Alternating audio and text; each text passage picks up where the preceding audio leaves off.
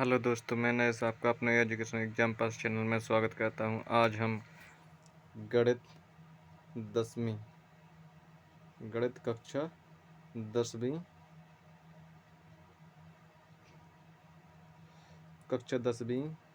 विषय गणित अध्याय 6 त्रिभुज का सुपरफास्ट रिवीजन को हल करेंगे। ठीक है, जिस प्रकार से अपने डेली एक सेशन चलता है, ठीक है, उसी प्रकार से आज भी हम इसे कंटिन्यू रखेंगे। तो देर न करते हुए क्वेश्चन की ओर चलते हैं। तो सबसे पहले क्या, थोड़ी सी रिक्वेस्ट, प्यारे छात्राओं से निवेदन करता हूं कि हमारे चैनल एजुकेशन एग्जाम पास नरेश कुमार को सब्सक्राइब जरूर करें। धन्यवाद। तो पहला क्वेश्चन है, जो ऐसे क्वेश्चन आ जाते हैं एक एक नंबर में, कितने कितने नंबर में, एक एक नंबर में, एक वाक्य में उत्तर दीजिए। वाक्य में देना, शब्द में नहीं देना, तो इसका भी ध्यान रखो। पहला, समरूपता की शर्तें लिखो। तो भाई समरूपता की शर्तें क्या होती हैं? तो समरूप की शर्तें, दो त्रिभुज समरूप होते हैं यदि उनके संगत कोण बराबर हो। यदि दो संगत कोण बराबर हो तो तीसरा अपने आप हो जाएगा। और नंबर दूसरा, उनकी संगत भुजाएं समानुपाती में हो, मतलब अनुपात में हो उनकी संगत भुजाएं, तब भी वो कैसे त्रिभुज होता है? समरूप त्रिभुज होता है। क्वेश्चन नंबर दूसरा है, आधारभूत समानुपातिकता प्रमेय लिखो। तो आधारभूत प्रमेय वही चीज है, आधारभूत समानुपातिक प्रमेय। यदि किसी त्रिभुज की एक भुजा के समांतर अन्य दो भुजाओं को प्रतिच्छेद करने के लिए एक रेखा खींची जाए, ये भुजाएं एक ही अनुपात में विभाजित करती हूँ, तो कौन सा होता है? आधारभूत प्रमेय होता है। मतलब जैसे हमने बोला था, कोई त्रिभुज बना लो, पढ़ाया है, कोई त्रिभुज बना लो, ठीक है, ए नाम दे दो, बी सी, इसके एक पैरेलल, इसकी पैरेलल का डाल दी, जब रेखा डाल दी, तब क्या होगा जी? आधारभूत प्रमेय। मतलब यहाँ पे इसका भी नाम दे दो, पी क्यू दे दो, क्या दे दो? P Q. तो हमारे आधारभूत प्रमेय के अनुसार क्या होगा? ए पी का, ए पी अपॉन में पी सी, क्या? पी सी बराबर में होगा अपना ए क्यू, क्या? ए क्यू अपॉन में क्यू भी, क्या होगा? क्यू भी। यही तो है आधारभूत प्रमेय, है कि नहीं? अच्छी तरह से पढ़ी हुई है। तो क्वेश्चन नंबर तीसरा है हमारा, पाइथागोरस प्रमेय को लिखिए। अब पाइथागोरस प्रमेय को लिखना है, तो कैसे लिखेंगे? चलते हैं, देखते हैं कैसे लिखना है। तो लिखना है इस प्रकार से, पाइथागोरस प्रमेय, किसी समकोण त्रिभुज में कर्ण का वर्ग शेष दो भुजाओं के वर्गों के योग के बराबर होता है। होता है कि नहीं? कर्ण का स्क्वायर बराबर लंब का स्क्वायर प्लस में आधार का स्क्वायर, वही वाली तो है ये पाइथागोरस प्रमेय। अब अगला क्वेश्चन का वो है इसमें, चौथा क्वेश्चन है, RHS समरूपता कसौटी लिखिए। RHS कसौटी कभी कभी लिखने के लिए आ जाती है, तो वो भी देख लो। अब कसौटी कैसे लिखी जाती है तो देख लो। RHS right hand side equal क्या? राइट, आर से राइट, एच से हैंड, एच से साइड। समरूपता, यदि दो समरूप त्रिभुजों में एक त्रिभुज का कर्ण तथा एक भुजा दूसरे त्रिभुज के कर्ण तथा एक भुजा के समानुपाती हों, तो दोनों त्रिभुज समरूप होते हैं, बिल्कुल होते हैं, ठीक है। तो यही होता है, क्या? समरूपता निकाल दो, वो यार कहलाता है, ठीक है। क्वेश्चन नंबर चौथा है, जे बड़े अंकन में आया, मतलब 4 नंबर में आता है, जे क्वेश्चन 5 नंबर में आ जाता है, कभी कभी 3 नंबर में भी आता है। सिंपल सा है, त्रिभुज ABC एक समद्विबाहु त्रिभुज है। मतलब दो भुजाएं तो क्या है इसकी? बराबर है, समद्वि है, तो दो भुजाएं क्या है इसकी? बराबर है। समद्विबाहु त्रिभुज है, इसमें सी क्या है? समकोण है। सी क्या है जी? समकोण है। ज भुजा न ज भुजा क्या है? बराबर है, तब तो समद्विबाहु त्रिभुज होता है। तो सिद्ध कीजिए कि AB का स्क्वायर बराबर में 2AC का स्क्वायर, AB का स्क्वायर बराबर में 2AC का स्क्वायर। यानी हमें दिया गया है AC, ये क्या है? AC बराबर में दिया गया है हमारा का BC, यही तो है बराबर। मतलब AC की जगह हम BC रख सकते हैं, BC की जगह AC रख सकते, बराबर है, कछु भी रख लो। तो सिद्ध करना है हमें क्या, सबसे पहले लिखने के तरीके यही है। हल दिया है त्रिभुज ABC एक समद्विबाहु त्रिभुज है जिसका कोण सी समकोण है, ये लिखना अनिवार्य है। ठीक है, सिद्ध करना है हमें का AB का स्क्वायर बराबर 2AC का स्क्वायर, ये तो करना है। AB का स्क्वायर मतलब कर्ण का स्क्वायर बराबर 2AC, मतलब 2AC का स्क्वायर, जी वाले 2AC का स्क्वायर। अब कैसे करें, उपपत्ति लिखें समकोण त्रिभुज ABC में, इसलिए क्योंकि त्रिभुज ACB समद्विबाहु त्रिभुज है, इसलिए AC बराबर का BC। ये कि जे चिन्ह काय का होता है, चूंकि का होता है, काय का होता है जे चूंकि का, और जे चिन्ह काय का होता है, जे इसलिए का होता है। तो जे चूंकि लिखा है, चूंकि त्रिभुज ABC समद्विबाहु त्रिभुज है, इसलिए AC बराबर BC होगा, जैसा कि हमने लिखा है यहाँ पे AC बराबर BC होगा। तो पाइथागोरस पे मैंने रख दो AB का स्क्वायर मतलब कर्ण का स्क्वायर बराबर AC का स्क्वायर लंब का स्क्वायर प्लस में BC का स्क्वायर मतलब आधार का स्क्वायर, तो रख दो। ठीक है, अब रख दिए। अब क्या किया, अब हमने पढ़ाया था आप, हाँ, ए बी का स्क्वायर, ठीक है, ए सी का स्क्वायर प्लस में बी सी के स्क्वायर की जगह क्या रख सकते हम, ए सी का स्क्वायर रखे ना, मतलब हमने बताया था ना ए सी बराबर बी सी, तो हमने बोला था ए सी बराबर आप बी सी रख लो, क्या बी सी बराबर ए सी रख लो, एक ही बात है। तो यहाँ पर बी सी है, बी सी के स्क्वायर, तो बी सी के स्क्वायर की जगह क्या रख दें हम, ए सी के स्क्वायर।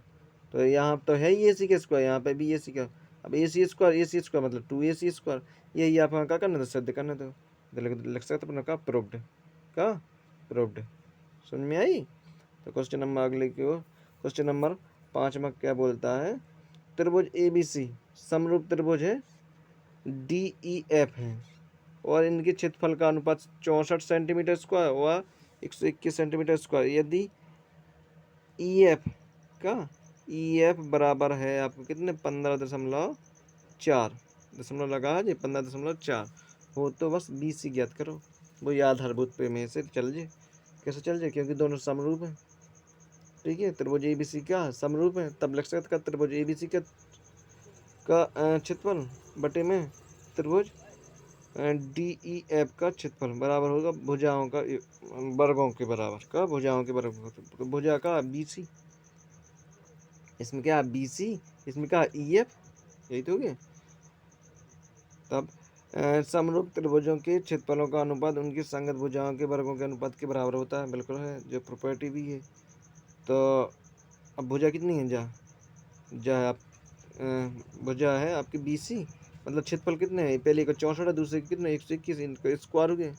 तो यहाँ पे क्या है स्क्वायर, इसका भी होगा, मतलब तो यहाँ पे हमने क्या करो, इसका भी होल स्क्वायर कह दो का, मतलब बैग मूल्य लेके कह दो, बैग मूल्य लिया तो 8/11 का होल स्क्वायर कह दो, चाहिए तो ये 64/121 बराबर BC का स्क्वायर बटे में 15.4 का होल स्क्वायर हो जाए इनको, है ना। तो ये जब हम हल कर रहे हैं तब क्या होगा, तो स्क्वायर से स्क्वायर काट दो आप, सॉरी एक सेकेंड, स्क्वायर से स्क्वायर काट दो आप, तब का 8/11 बराबर हो जाए BC अपन में 15/4, यानी इनका तिर्यक गुणा करो आप, क्या कर दो तिर्यक गुणा।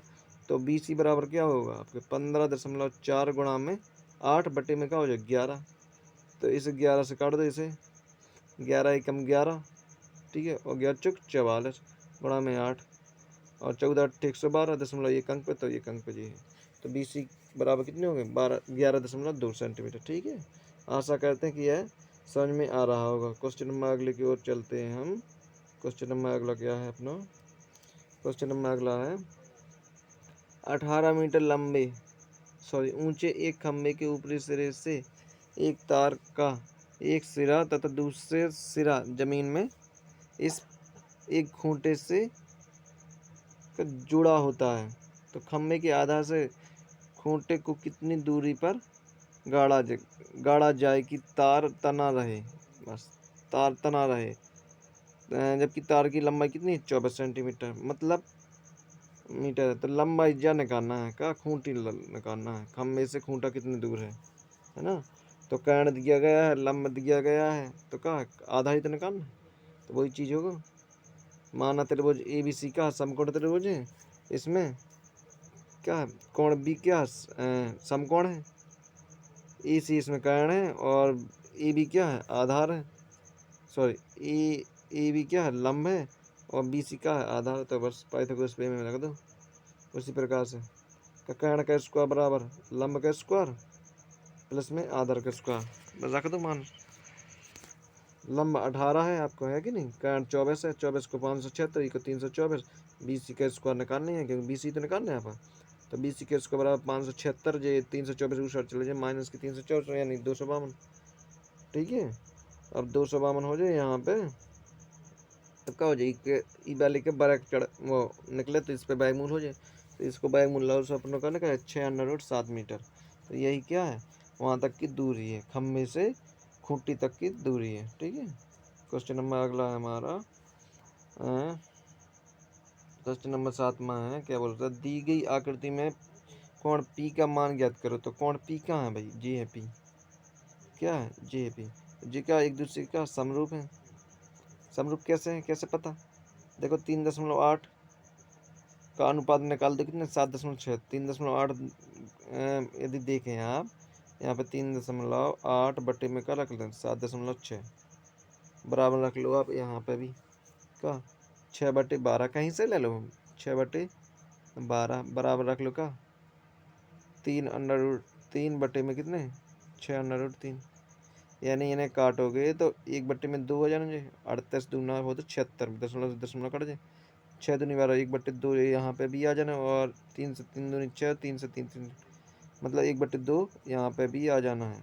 तो सबका अनुपात कितना, अनुपात तो बराबर आ रहा है 1/2 1/2 1/2 है ना। तो अब कहा जी समरूप हो गए, या सर्वांग सम भी बोल सकते, जब सबकी चीज का हो गई, नहीं नहीं समरूप ही बोल सकते, कहा अनुपात क्या है बराबर है तो समरूप है। तो अब हल करें इसे, हल करें इसे त्रिभुज ए बी सी तथा त्रिभुज पी क्यू आर में।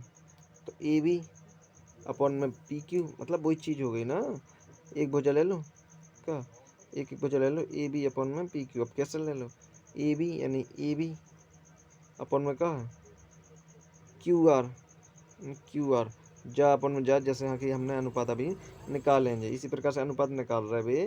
तो 1/2 आ रहा था हमारा, इनका भी 1/2 ही आ रहा है, कहाँ आ रहा है 1/2 जी है, 1/2 जी है, 1/2 जी है। तो अतः जी क्या है, समरूपता होगी, क्या होगा, दोनों त्रिभुज का समरूपता होगा। जब समरूपता दोनों त्रिभुज होगा तो जो कोण सी हुई है उसी कोण पी हुई है, वैसे तो हुई है। त्रिभुज ए बी सी में सी बराबर 180 अंश माइनस में कोण ए प्लस में बी है ना। तो सी बराबर माइनस 180 माइनस में कोण ए कितना है 80 दिया गया है, कहाँ दिया गया है भाई, ये दिया गया है, कोण ए 80 कोण बी 60 दिया गया है ना। तो यही रख ले हमने, कोण ए 80 कोण बी 60 ने जोड़ लो 140, यानी 180 में से 140 घटा लो, आप कितने निकल जाए 40। तो अतः कोण सी बराबर में कोण पी बराबर में 140। ठीक है, यही इसका सही आंसर है। क्वेश्चन नंबर अगला है हमारा, क्वेश्चन नंबर अगला है 8वां, दो समरूप त्रिभुजों की भुजाएं 4:9 के अनुपात में, इस त्रिभुज के क्षेत्रफलों का अनुपात क्या होगा। तो क्षेत्रफलों का अनुपात निकालना है, सिंपल सा क्वेश्चन अभी कर चुके हैं। सबसे पहले हल लिखें, समरूप त्रिभुजों के क्षेत्रफलों का अनुपात उनकी संगत भुजाओं के वर्गों के अनुपात के बराबर होगा। जब वाली बिल्कुल परिभाषा याद करके रखना है, क्योंकि यही परिभाषा क्वेश्चन को हल करने के लिए ले जाती है। तो बस त्रिभुज ए बी सी समरूप होगा त्रिभुज पी क्यू आर। तो त्रिभुज ए बी सी का क्षेत्रफल बटे में त्रिभुज पी क्यू आर का क्षेत्रफल, उनके वर्गों का मतलब भुजाओं के वर्गों का एक फल। तो भुजाएं कितनी है 4 है और 9 है, तो 4/9 इनका स्क्वायर का हो जाए 16/9, और 16 अपॉन में 81, इसे हमें ऐसे लिख 16:81 अनुपात में पूछता तब भी यही चीज़ें देना। ठीक है, क्वेश्चन नंबर अगला है हमारा, क्वेश्चन नंबर अगला है 9वां, दो समरूप त्रिभुजों के संगत शीर्ष लंबों का अनुपात 3:5 है, तो उनके क्षेत्रफलों का अनुपात ज्ञात करो। तो त्रिभुज ए बी सी समरूप होगा त्रिभुज पी क्यू आर। तो दिया है, क्या है दिया है वही चीज़ है। तो त्रिभुज ए बी सी का क्षेत्रफल बटे में त्रिभुज पी क्यू आर का क्षेत्रफल, तो बराबर होगा उनके शीर्ष लंबों का, लंबों की भुजाओं का स्क्वायर के बराबर होता, तो स्क्वायर हो गया, बिल्कुल हो गया। अब क्या करें हम, तो स्क्वायर कर दो इनको, बस होगा काम का, स्क्वायर कर दो इनका, हो गया काम, क्योंकि का शीर्ष लंबाई तो देंगे, का शीर्ष लंबाई को तो अनुपात देगा, मतलब 3/5 का क्या कहते हैं आप, स्क्वायर ही तो करना है इसको, सॉरी। तो क्या हो जाए 3×9 बटे में कितना हो जाए 25 अनुपात निकालना। तो अभी हमने बताया, तो बटे को मतलब होगा अनुपात 9:25। समझ में आई? यही आपके हल में दिया गया है भाई, 9:25। ठीक है, तो आशा करते हैं कि यह वीडियो आपको समझ में आई होगी। ठीक है, प्लीज़ इस वीडियो को लाइक करना, शेयर करना तथा सब्सक्राइब करना मत भूलना।